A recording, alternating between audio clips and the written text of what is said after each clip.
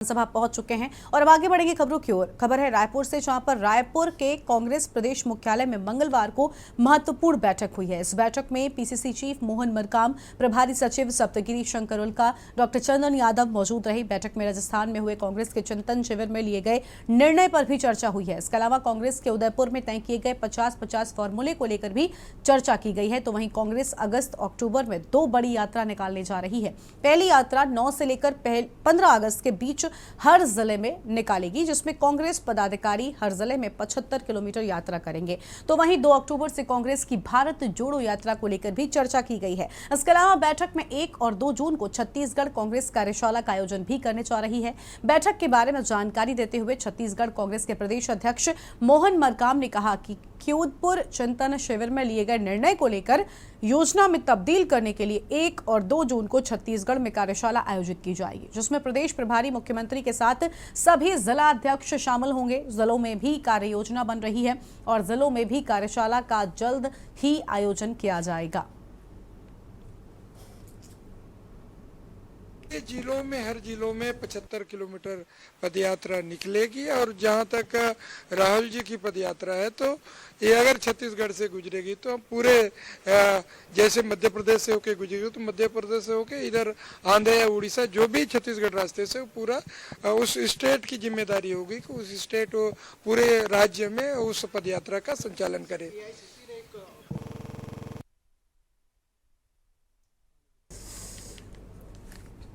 तो अब आगे बढ़ेंगे खबरों की ओर, जहां पर आपको बता दें कि अगली खबर बिलासपुर से सामने आ रही है और आपको बता दें कि बिलासपुर में झाड़ी और पेड़ जलकर राख हुए हैं।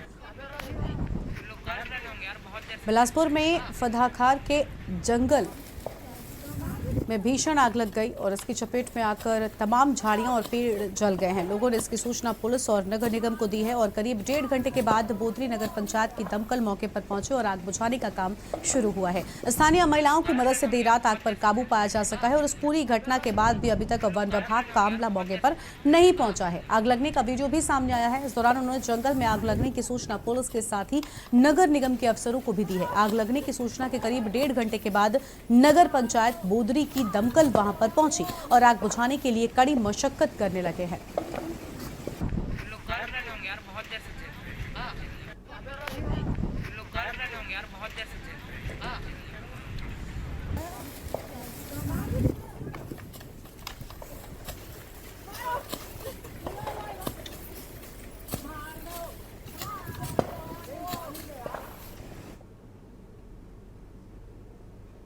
बिलासपुर में पुलिस लाइन के रक्षित निरीक्षक ने एक धार्मिक कार्यक्रम के दौरान जमकर हंगामा कर दिया। वो इतना नाराज था कि उसने वहां पर रखी कुर्सियां पटकनी शुरू कर दी, उसे तोड़ भी दिया। बताया गया है कि वो इस कार्यक्रम का विरोध कर रहा था, जिसके चलते ये पूरा हंगामा हुआ है। और अब इस पूरे घटनाक्रम के बाद आयोजकों ने मामले की शिकायत थाने में की है। मामला सिविल लाइंस थाना क्षेत्र का है। दरअसल पुलिस लाइन इलाके में इन दिनों भागवत कार्यक्रम का आयोजन किया जा रहा है, जहाँ पर बड़ी संख्या में लोग शामिल होते हैं और इस इलाके में पुलिसकर्मियों का ही परिवार रहता है।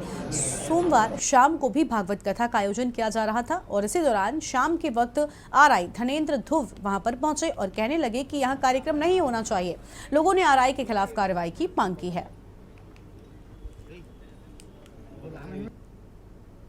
समय था तो उस समय आए और मैं तो देखी, पूछी तो बोले आरआई साहब हैं, बोले कि यहाँ पे क्या चल रहा है, ये सब बंद करो, अगर नहीं बंद हुआ तो उखाड़ फेंकवा दूंगा, तुम लोग जानते नहीं हो।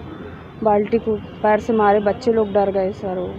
वहाँ पे और थोड़ा ड्रिंक किए हुए थे, ऐसा लग रहा था देख के, बातों से लग रहा था, मतलब स्मेल भी आ रही थी। तो हम लोग चुप थे, चुपचाप सुन रहे थे और आरती का समय था, इसलिए सब जेंट्स अंदर थे। हम ही लोग 2-4 लोग दौड़ते भागते आए, ये कौन चिल्ला रहा है, लड़ाई कर रहा है।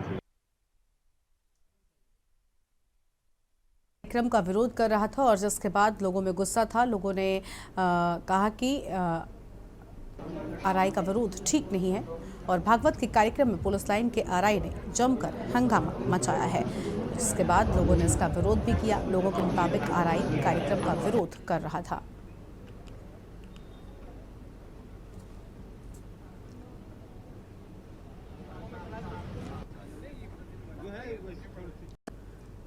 छत्तीसगढ़ जिला राजनांदगांव में प्रधानमंत्री आवास योजना के घटक मोर जमीन मोर मकान शहर में बनाए जा रहे आवासों की वास्तविकता से रूबरू होने नगरीय प्रशासन नया रायपुर राज्य शासन द्वारा नियुक्त नव आस्था जन विकास सेवा समिति अंबिकापुर की टीम के द्वारा नगर पालिका निगम राजनांदगांव के टाउन हॉल सभागृह में नगर निगम योजना से जुड़े अधिकारी कर्मचारी एवं मानवीय जनप्रतिनिधि एवं निगम आयुक्त डॉक्टर आशुतोष चतुर्वेदी द्वारा अंकेक्षण हेतु बनाई गई समिति के सदस्य की उपस्थिति में प्रधानमंत्री आवास योजना के घटक BLC के हितग्राहियों का सामाजिक अंकेक्षण की कड़ी में एक कार्यशाला का आयोजन किया गया है। इस कार्यशाला की शुरुआत योजना के ललित मानकर के द्वारा सभी उपस्थित जनप्रतिनिधियों, अधिकारी, कर्मचारी और समिति के सदस्यों से औपचारिक अंकेक्षण हेतु आए प्रतिनिधियों से परिचय कराया गया और आवास योजना के संबंध में संक्षिप्त जानकारी दी गई है। इस महत्वाकांक्षी योजना के उद्देश्य को उपस्थित जनमानस तक सरल शब्दों में पहुंचाने का काम भी किया गया है। संभागीय कार्यालय दुर्ग से आए जीवन लाल ताम्रकार ने योजना के धरातल में परेशानियां विसंगतियां आती हैं उन्हें उपस्थित जनों के साथ साझा किया है।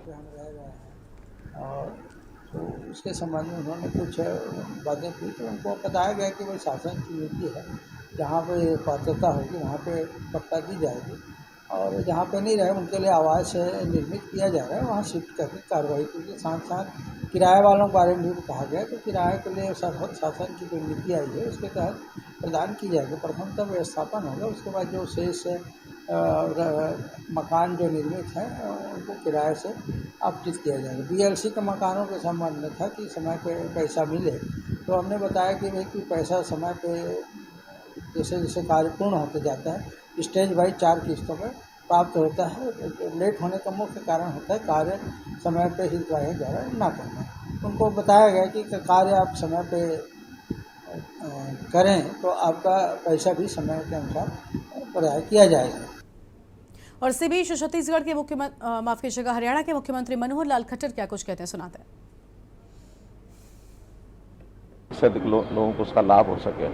ऐसा ही जो पर्यावरण मंत्रालय के नाते से भी हम एक बड़ा प्रोजेक्ट जो केंद्र सरकार की ओर से सहायता हमको मिलेगी कि गुरुग्राम जिले में बहुत बड़ा सफारी का एक केंद्र लगभग 10,000 एकड़ एरिया में हम लोगों ने एक कंसीव किया है।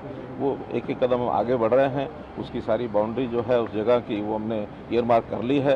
अब कुछ कंपनीज को भी हमने हायर किया है जो अच्छे डिज़ाइन बना करके और एक अच्छा वर्ल्ड वाइड फेमस जिसको कह सकते हैं कि एक सफारी का एक केंद्र वहाँ पर बने, ये भी हमने एक विचार किया है और इसके आधार पर धीरे धीरे आगे बढ़ेंगे तो हरियाणा एक टूरिस्ट का हब भी बने, ऐसा विचार भी अब कर रहे हैं। सर, एक जो ESI को लेकर आप बात कर रहे थे, केवल इमरजेंसी में एक दूसरे जनरल मरीज भी इस्तेमाल कर सकेंगे या OPD वगैरह इस तरह का भी आप विचार करें? नहीं, वो तो सामान्य समय में भी कुछ बेड्स अभी भी जो हमारे ESI हॉस्पिटल्स हैं उसके अंदर रिजर्व रखते हैं इस प्रकार के जो बाकी पेशेंट्स आते हैं, लेकिन उसमें एक दूसरे की जो क्षमताएं हैं उसका उपयोग हम कर सकें ताकि लोगों को लाभ जो है सब जगह मिल सके। जहाँ श्रमिक रहते हैं और ESI हॉस्पिटल्स नहीं है या मानो छोटे डिस्पेंसरीज भी नहीं है, वहाँ भी सरकारी अस्पतालों का उपयोग उसी आधार पर जो उनको जो सहायता ESI से मिलती है उस प्रकार की जो सहायता है उनको सरकारी अस्पतालों से मिले और जहाँ अच्छा नेटवर्क ESI का है वहाँ जनरल पब्लिक को भी उसका लाभ मिले। सर, अभी नड्डा जी के साथ कुछ बैठक चल रही है, आप देखिए वो जानकारी में आया क्या कुछ? नहीं, मुझे जानकारी है। सभी जो हरियाणा के संसदीय क्षेत्रों की जो अलग अलग टीमें हैं उनके साथ राष्ट्रीय अध्यक्ष बातचीत सीधी कर रहे हैं। आज हरियाणा की बारी है तो हरियाणा 10 के 10 लोकसभा क्षेत्रों के साथ उनके कार्यकर्ताओं के साथ बातचीत करें। आज 3 लोग, 3 तो केंद्रीय कार्यालय में हैं, बाकी जगह ऑनलाइन करें।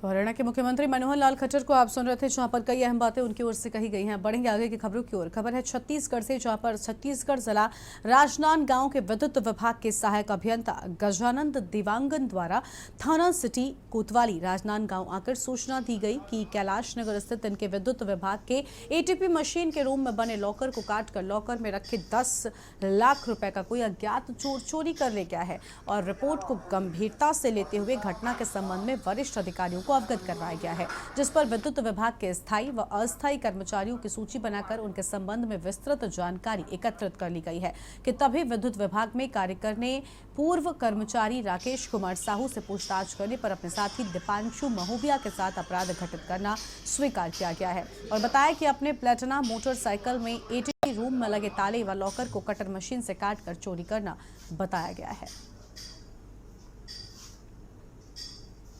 कैलाश नगर स्थित CSP DSCL को जो एक जहाँ पर कलेक्शन करते हैं विद्युत बिजली बिल को, वहाँ पर एक चोरी की रिपोर्ट आई हुई थी। तो उसमें अपराध पंजीबद्ध किया गया था। अपराध पंजीबद्ध कर पूछताछ की जा रही थी।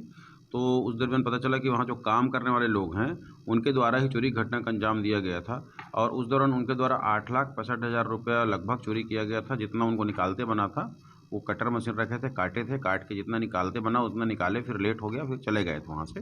पूछताछ के दौरान दोनों आरोपियों ने अपना जुर्म स्वीकार किया है और साथ ही 8,65,000 इनसे जब्ती हुई है और एक हैमर जो तोड़ने का होता है और एक कटर मशीन, ये जब्ती हुई है उनसे। अभी दोनों आरोपियों को अरेस्ट करके पुलिस रिमांड पर, जुडिशल रिमांड पर भेजा जा रहा है उनको।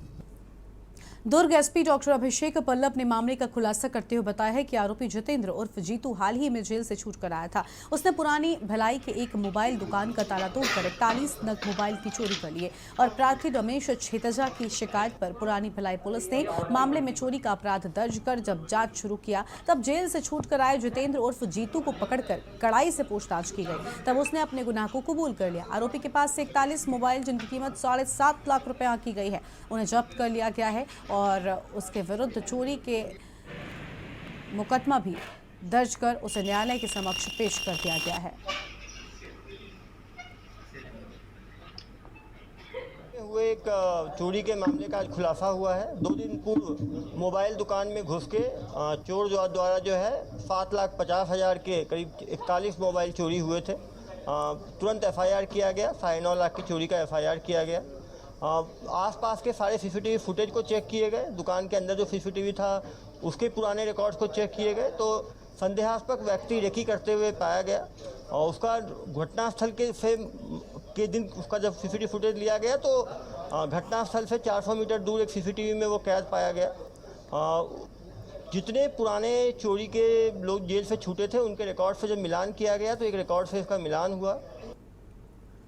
बिलासपुर में 10वीं कक्षा की छात्रा को बंधक बनाकर 2 युवकों ने गैंगरेप किया है। दोनों आरोपी छात्रा के परिचित और उसकी सहेली के दोस्त हैं। सहेली से मिलने पहुंची छात्रा को घर छोड़ने के बहाने कार से हॉस्टल लेकर गए, जबरदस्ती उसे शराब पिलाकर उसके साथ दुष्कर्म किया। उसके बाद उसे बदहवास हालत में चौक पर छोड़कर भाग निकले हैं और मामला सामने आने के बाद पुलिस ने दोनों युवकों के खिलाफ केस दर्ज कर उन्हें गिरफ्तार कर लिया है और घटना कोतवाली थाना क्षेत्र के गिरफ्तार आरोपी भाजपा नेता व पूर्व पार्षद का बेटा है।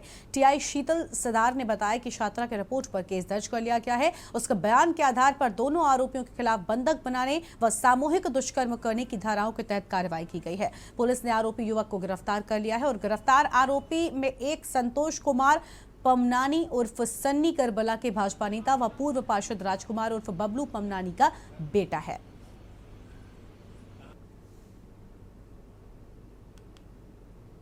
दो लड़के जिनसे क्लब में ही मिली थी, एक से परिचय था, उनके साथ में जाने के लिए निकली तो उसमें से एक लड़का जो संतोष पमनानी है वह उसे अपने क्लब न ले जाकर उसे अपने किराए के घर मकान में ले गया, जहां पर उसने किसी दूसरे को किराया हुआ दे रखा था। वो लड़का वहां पर उपस्थित नहीं था, ये उसने फ़ोन में कंफर्म कर लिया था और उसे ये दोनों ले जाकर समीर खान के साथ मिलकर उसके साथ में अनाचार किया गया। उसे उसके पूर्व शराब भी पिलाई गई, ऐसा बताना है बालिका का, और उसके बाद उसे प्लेटिनम बार ले जाकर कुछ देर बाद उसकी हालत खराब होने पर उसे घर के पास में मंदिर चौक के पास छोड़कर ये चले गए। अभी क्या कार्रवाई की गई? दोनों आरोपियों को गिरफ्तार किया गया है, उन्हें न्यायिक रिमांड में भेजा गया है। और अगली खबर कोरबा से है, जहां पर जिला अंतर्गत उर्गा में स्थित RR राइस मिल में एक महिला कर्मचारी की मौत हो गई। बताया जा रहा है कि महिला कर्मचारी की मौत से एक दिन पहले मृतका ने अपने पुत्र से बताया था कि कल मेरा विवाद RR राइस मिल अग्रवाल से हुआ है, इसलिए मैं आज काम पर नहीं जाऊंगी। मृतका का बड़ा बेटा उसको समझाने पर पुनः काम पर वापस गई। उसी दौरान विद्युत की चपेट में आने से महिला कर्मचारी की मौत हो गई और आनन फानन में राइस मिल संचालक के द्वारा मृत महिला को जिला चिकित्सालय कोरबा पहुंचाया गया है, जहां पर डॉक्टरों की टीम ने महिला को मृत घोषित कर दिया। मृत महिला 7 सालों से RR राइस मिल में उर्गा में कार्यरत थी। जो अपने उर्गा में RR राइस मिल है, वहाँ एक मजदूर है कलेश्वरी बाई, जो पंडा की रहने वाली है। वो विगत 7 साल से काम कर रही है। कल करीब दोपहर के 3 बजे के आसपास विद्युत करंट से चिपकने से उनकी यहाँ पे घायल हो गए थे, जिसको जिला हॉस्पिटल लेके गए थे, वहाँ मृत घोषित कर दिए गए थे। पुलिस जिले में हमारे कायम कर लिए हैं, आगे कार्रवाई जारी है। छत्तीसगढ़ में ओबीसी आरक्षण की मांग को लेकर भाजपा ओबीसी मोर्चा राजधानी रायपुर बूढ़ा तालाब धरनास्थल पर एक दिवसीय प्रदर्शन किया गया। प्रदर्शन प्रदेश भर से भाजपा 27% ओबीसी आरक्षण की मांग कर रही है।